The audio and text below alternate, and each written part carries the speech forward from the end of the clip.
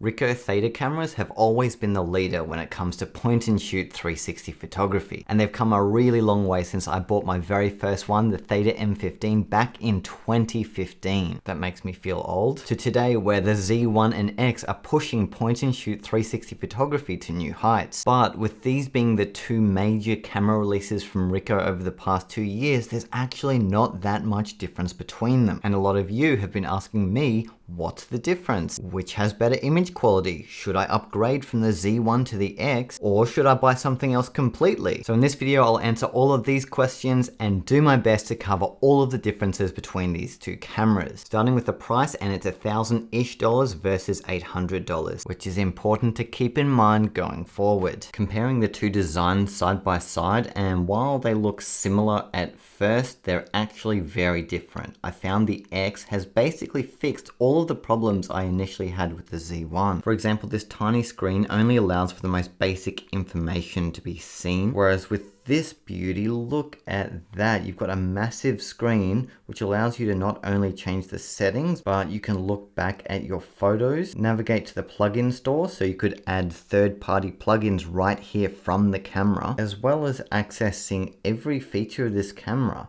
You can scroll through hundreds of different settings and change anything you like. Whereas with the Z1, you really do need to connect the mobile app to change every last setting of the camera. The next problem they fix is with the USB-C charging. With the Z1, it's on the bottom, whereas with the X, it's on the side. I found with the Z1, the charging port was just too close to the tripod thread, so the side is definitely a better spot for it. Something else I consider one of the biggest flaws of the Z1 is it doesn't have any interchangeable memory or an interchangeable battery. It's all built in, meaning you have to shoot, charge, download your footage, and then start again. Whereas with the X, look what they've added. We have a battery door with a removable battery and a removable SD card slot, meaning you can put as much memory into this camera as you like. So overall, the design of the X makes it much more user-friendly than the Z1. Next, we're going to explore the big question: which of these two cameras has better image quality? Since they are both primarily photography focused, image quality is one of the most important factors to compare. Now, really quickly, I want to talk about specs. The Theta X has 60 megapixels versus the Theta Z1's 23. But the Theta Z1 has a 1-inch sensor, whereas the X only has a 1/2-inch sensor. Meaning despite the vastly improved image resolution, the end quality isn't that different. You'll see what I mean in a second, but I only say that to tell you, don't obsess about specs, because the end results that cameras produce override any impressive spec sheet. Now, both of these cameras have very different shooting modes, making this comparison impossible to make fair. But the best way I can make it fair is by choosing the best shooting mode for each camera and trying to produce the best result I can with each. So let's start with the X. As you probably know, it doesn't shoot RAW, it's only JPEGs, and while it does have a bracketing option, I've never found bracketing JPEGs to be a good idea. The final image quality always ends up worse than it was before, which is why I found using the inbuilt HDR function within the Theta X was the best workflow for producing the best image quality. The Theta Z1, however, has the advantage of being able to shoot RAW. So while you can shoot with inbuilt HDR like the X, RAW produces a better result. And not only can you shoot in RAW, but you can shoot in RAW plus bracketing using the automated plugin, the dual fisheye plugin, which is free to add to the camera, and it produces 9 DNG photos which you combine together in Lightroom into a high dynamic range RAW image. And in my experience shooting with this camera over the years, this is by far the best workflow for shooting with the Theta Z1. So in conclusion, the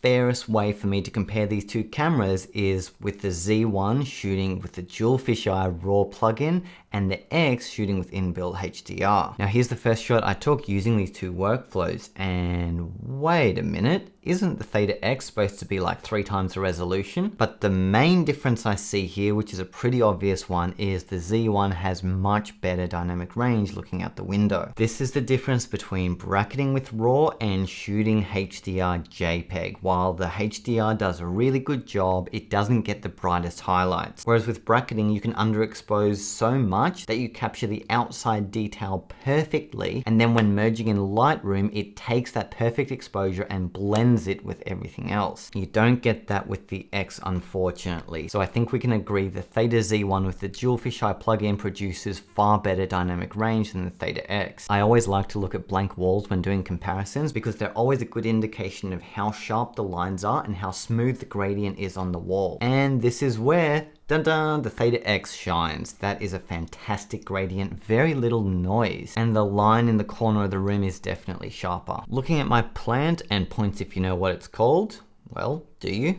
It's called Sansevieria, aka mother-in-law's tongue. And they look really similar. They both capture the highlights and the shadows of this area of the room really nicely. Next, let's look at a higher contrast room, my ensuite bathroom, and wow, can you believe how well the dual fisheye plugin with the Z1 performed here? That blows my mind, seriously. That is such good dynamic range. If you want to learn how to do this, by the way, I have hours and hours of tutorials inside my Virtual Tool Pro course that teach how to shoot and edit with the dual fisheye plugin using Lightroom and my other top recommended softwares. And with this side by side, if you were to look at the Theta X without seeing the Z1, you'd think, hey, that's actually quite good dynamic range. Then when you look over to the Z1, you realize what's possible. So I do think both cameras passed the test here, but the Z1 with bracketing is definitely the superior camera for dynamic range. I have found that parts of the image can be sharper with the Theta X, especially when the detail in that scene is found in front of either lens. Now here's something they definitely differ on, and that is stitching. As you can see, the Z1's lens is roughly twice the size of the Theta X, which means it has a greater view of the full 360 surrounding, meaning when you stitch that full 360 from the two double fisheyes, the detail close to the seam line is going to be slightly sharper, and that absolutely shows around the stitch line of the image. So here I deliberately put this to the test. The stitch line was facing in between the yellow and orange pots, and with the X it's blurry as. It almost looks like a stitching error, which it isn't. It's just lacking a fair bit of detail around the seam line. Now, to be fair, when you zoom out, you don't notice it that much, and stitching is usually the kind of thing that photographers notice more than viewers. But that said, that does also translate over to other things like lens flares. So as you can see up the top here, there's a bit of a flare on one lens but not the other, and the seam line has blended it together really awkwardly, whereas with the X and bracketing you barely notice that. Speaking of lens flares, while we're on the topic, one big point I want to make is that the X performs much better around window frames when it comes to chromatic aberration or purple fringing. I've not touched any sliders here to remove chromatic aberration from either camera, and it's pretty noticeable with the Z1 and barely at all with the X. Here's a low light shot I took, and again these images look really good. Zooming into the chandelier, and the Z1 has better dynamic range, especially in those highlights, and both of them generally have quite a low level of noise. I can't think of any other 360 cameras that would perform this well in low light.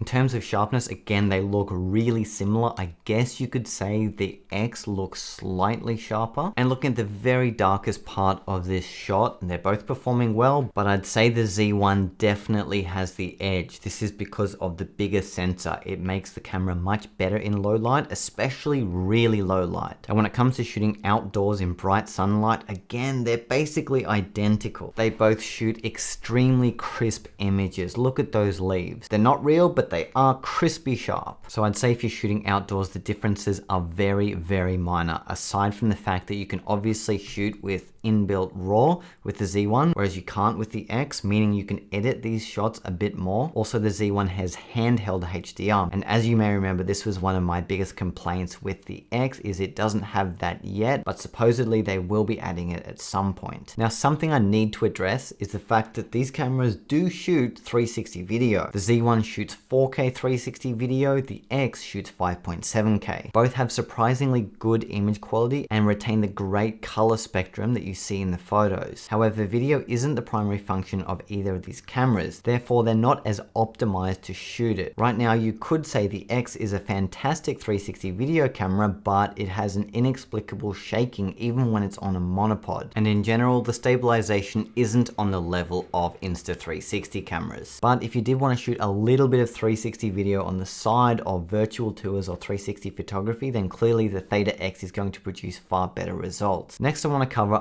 another big difference between these two cameras, and that is workflow. In fact, I'd even say this is potentially the biggest difference between them. And due to the best workflows I discussed earlier, this results in vastly different shooting and editing times. Firstly, with the Z1, to shoot with the dual fisheye plugin requires putting it on a monopod and waiting for the sequence to fire off over 30 to 45 seconds, whereas the X shoots a photo in less than 1 second. Then when it comes to editing raw bracketed 360 photos with the Z1, it's going to take you on average 5 to 10 minutes per photo to merge the bracketed shots and color correct. Whereas with the Theta X, the images are good to go straight away. You don't need to color correct them. The colors look great, the contrast is good, the dynamic range is good enough, meaning the workflow with the X can be literally 1 second if you want it to be. If you do want to color correct, it will take you 1 to 2 minutes since you're not having to bracket and sort through hundreds of photos from a single shoot. So I think we have a pattern emerging here. The Theta X is the right camera to use if you don't want to spend long on your shoots and edits. If you just want to shoot a photo quickly and be done with it, no editing needed, then this is going to be the better option. If you're someone that prefers to take more time shooting and editing to get a higher quality result, then the Z1 is going to be the better choice because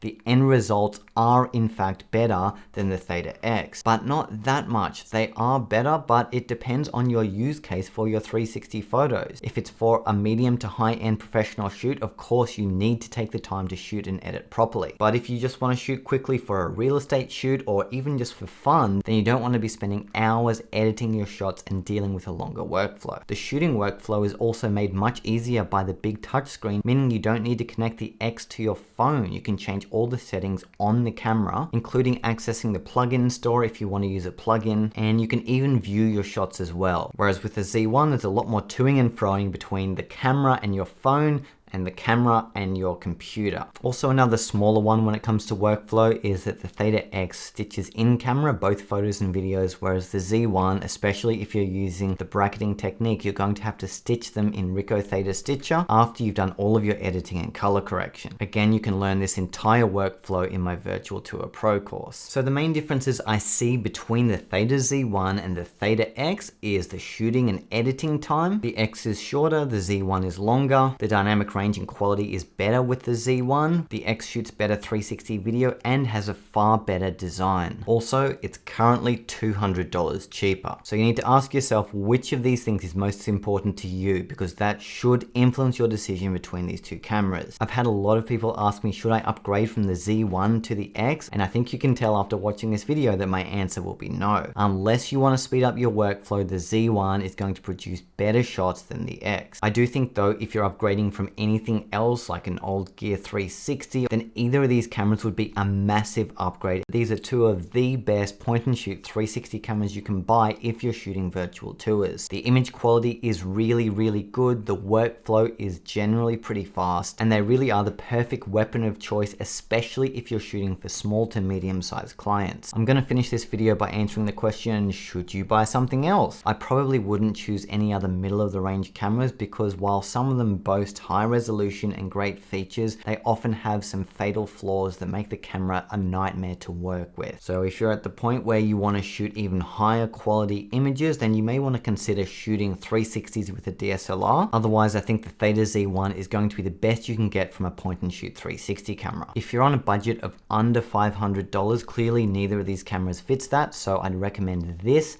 the Trisio Lite 2. Got a full review on my channel, which you can watch about that. Or if you shoot mostly 360 video and not so much 360 photo, then obviously Insta360 cameras are going to be the right choice. So which is your camera of choice between these two, the Z1 or the X? Let me know down below.